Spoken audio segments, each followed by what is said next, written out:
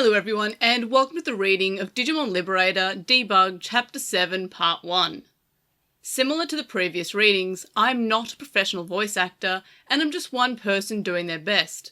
So if the voices change episode to episode, or even paragraph to paragraph, I'm just doing the best I can, so please give me a break.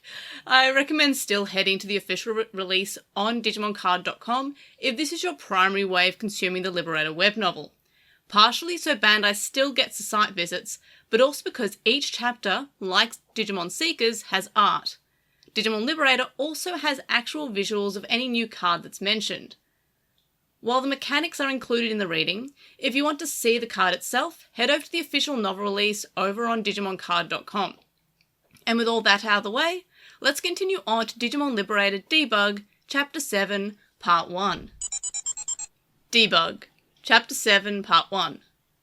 Lacuna has been called the City of Chaos, or the Blended City. It's a world filled with sights that seem familiar, even if you've never seen them before. Formed from the blending and transforming of real-world mapping data, none could dispute Lacuna's chaoticness. However, when implementing Lacuna as a map for the Digimon Liberator game, IDEA repeatedly expanded and altered it. As a result, the world was divided into 7 areas, each seemingly possessing cohesion. One could even say it had achieved order. As a result, Lacuna functions properly as a game map, and now that the official service has launched, the word chaos feels far less fitting than some might suggest, except in one particular area. There was one unique city where the development team unanimously agreed that making alterations would be presumptuous, so they released it with only minimal adjustments. Angkor Wat, Machu Picchu, Stonehenge, Ancient Kornuth, Borobudur Temple Compounds, Luxor Temple, El Gem Amphitheatre, Lamanai Archaeological Reserve, the list goes on. Countless archaeological sites from all over the world have been gathered and jumbled together, forming a hodgepodge of tourist attractions. The area could hardly be more chaotic. Visiting here will make you feel like you've travelled around the world. It's called Amber Remains, the timeless domain. Hey Vi, doesn't coming to this area feel like the final stage of the main quest? What are you talking about, my dear rival? I'm not afraid to give spoilers, but this is more like a turning point. What? It did take quite a while to get all the way here though, didn't it? Don't underestimate the sheer volume of scenarios in Liberator. 6 months have passed since its launch, and the ending is still unknown. You'll keep getting stuck if you don't follow the story while playing. Oh, all right. Surely my dear rival hasn't missed any side quests. That I have not. Just the other day, I meticulously cleared all the Odysseia ones with close, right? Yeah, there are no side quests left to do in that area. None. Here they were. The 3 girls had arrived in the disarrayed domain. They were playing through the main quest together as a party. A rather unusual style, given that it consists mainly of solo card battles. Arisa Kinosaki, Violet Inboots, and Close, all members of the debugging team. I'm just going to say this now, but once we clear Amber Remains, we return to Obsidian Desert, there'll be like 20 more side quests to do. Whoa, well, I'm up for it. The 3 are on an adventure, aiming to all reach the same point in various quests. Their partner Digimon are happily chatting behind them.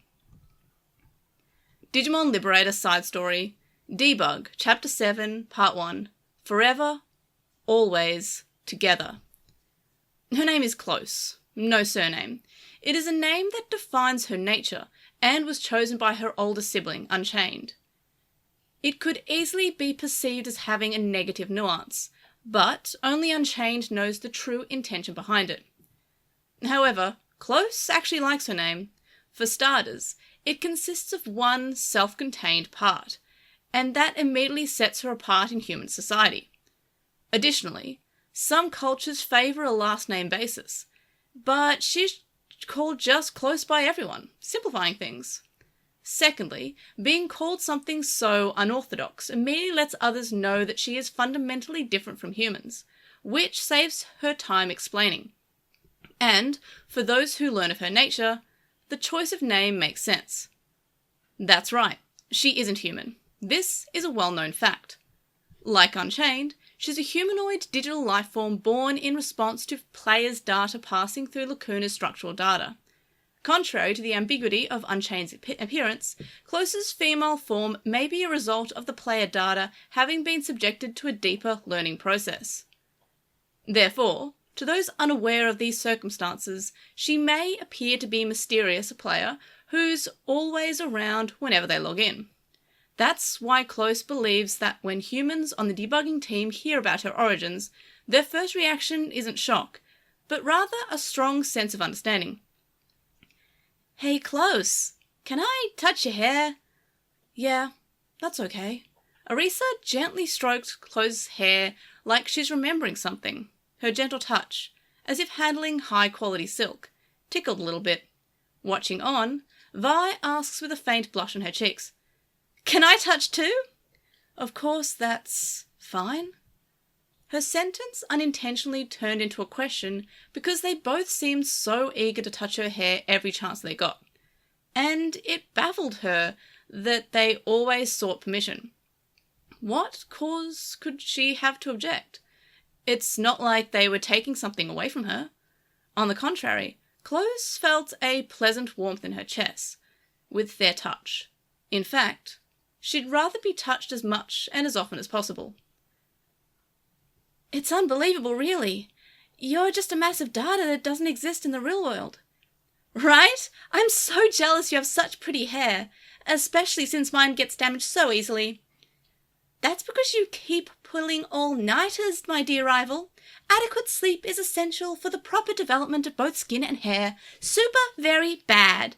Well, listening to their conversation, Close suddenly found herself with another question in mind. When Arisa touched her hair, she said, "I'm so jealous," because she had never even considered being in a position others would envy. She spoke to them frankly. "Shouldn't I be the one who's jealous?" "Huh? What? Why?" "After all, you and the others can leave this world, right? I'm jealous of the freedom you have." Freedom. Understandably, Close can't leave Lacuna. It's obviously impossible to leave in the physical sense, but in Close's case, there's an additional reason why she couldn't leave even if she so desired. "If I were gone, everyone on the debugging team would suffer." As mentioned earlier, Close was born from Lacuna's structural data and player data, and, unlike Unchained, she's incorporated human data in a more advanced way, making her the cornerstone of the debugging team's core system. That is to say, their unique emblems. The unique emblem system, which aids in all their activities, is a program that only functions by passing through Close's black box through circuits. In other words, Close's existence in Lacuna is essential for the debugging team to properly utilize their unique emblems. When unknown Digimon occasionally appear in Lacuna, it's largely thanks to her presence that they can manifest through cards. Later, it was discovered that there was a period when Shota Kazuma's Zafagamon and Arisa Kinosaki's Senjumon cards were temporarily rendered unusable. Those cards were only unlocked upon joining the debugging team because of Close's system. Of course, this confidential information is known only to a few of the GMs, with most of the debugging team unaware. This explains why Arisa and Vi so innocently responded to Close's words. "But out of all of us, I think you're the most free." "I agree, of course. It's a shame you can't see the outside world, but in this game, I don't think there's any player with more freedom. That's something I envy." "I'm free? More than anyone?" The answer was so unexpected that Close's thought circuits halted momentarily. She had never thought of herself as being free, because she never even tried to be. "There's something I'll need to tell you eventually." Arisa looks down and speaks hesitantly. "I'll soon have to leave this world for a while." "Is that you mean?" "Yeah, I think I'll take a break from Digimon Liberator for now." She continued, "Entrance exams are coming up, and Arisa will soon have to concentrate on studying. Her grades at school are respectable, her report cards are good, and her mock exam results are excellent. If she keeps it up, she'll likely get accepted into her top school. However, to reassure her parents, she feels the need to stop playing and focus on her studies. The Kinosaki family has been a family of doctors for generations. Her parents have told Arisa that there's no need to force yourself to become a doctor, and you can live the way you want. It's Arisa herself who feels a sense of responsibility as a member of the Kinosaki family. Hence the temporary break. That's how Arisa concluded. Hey, it's not like I'm quitting or anything. I'll still be able to come visit from time to time, and I'll be back once my exams are over.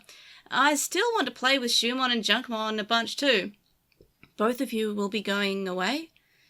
Well, there's still some time off for me. I've already been accepted into a university in my hometown after my school study abroad ends, so I do plan on taking a small break. Is that so? Right, that's why my rival and I are jealous of you, Close. We think you're so free and envy you for that.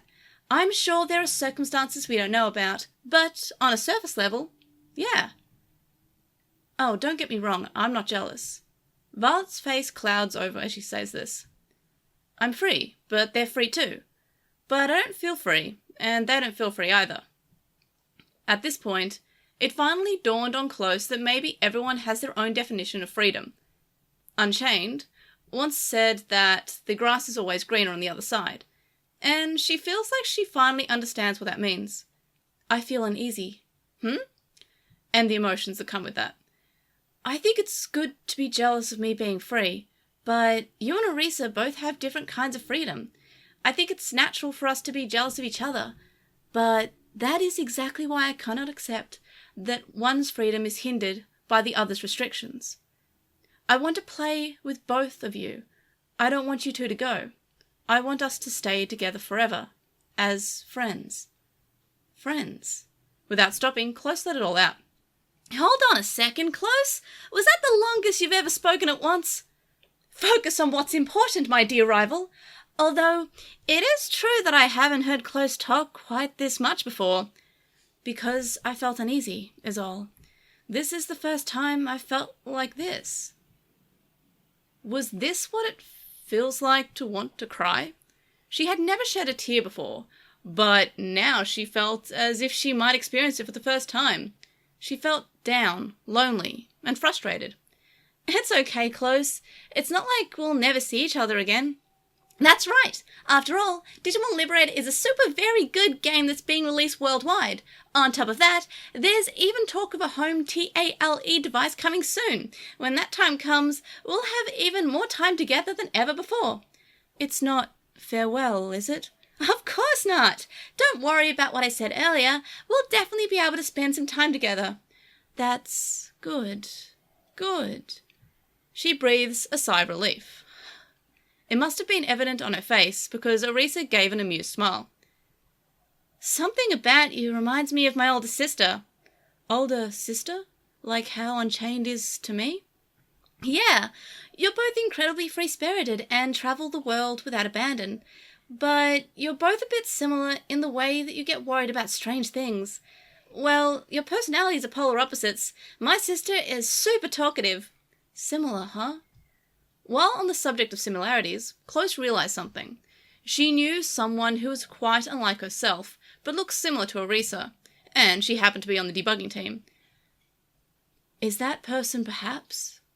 They've never spoken before, and she doesn't even know her name, only her appearance. Maybe Arisa can confirm.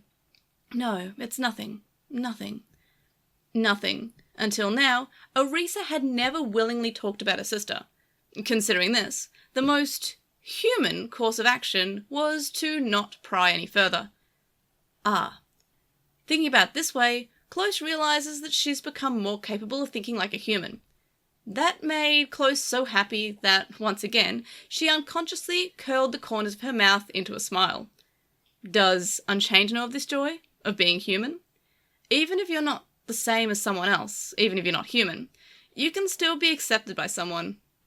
She thought it would be a wonderful thing if Unchained knew the joy of affirming yourself. Moving on! That's the end of the girl talk for now. Let's go have a spectacularly good time! Vi goes on.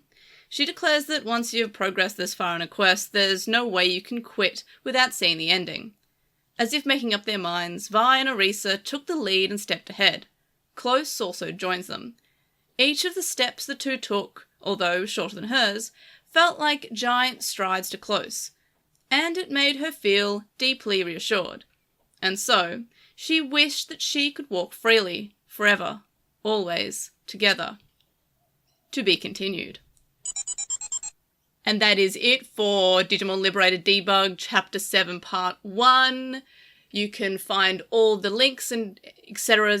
and whatever's in the description below. You can contact me and stay updated. You can leave us a comment on this episode on YouTube to join the conversation. For a full list of ways to find the podcast across the internet, such as YouTube, TikTok, Twitch, and Twitter, head over to my link tree, which is linktr.ee/LostinTranslationmon.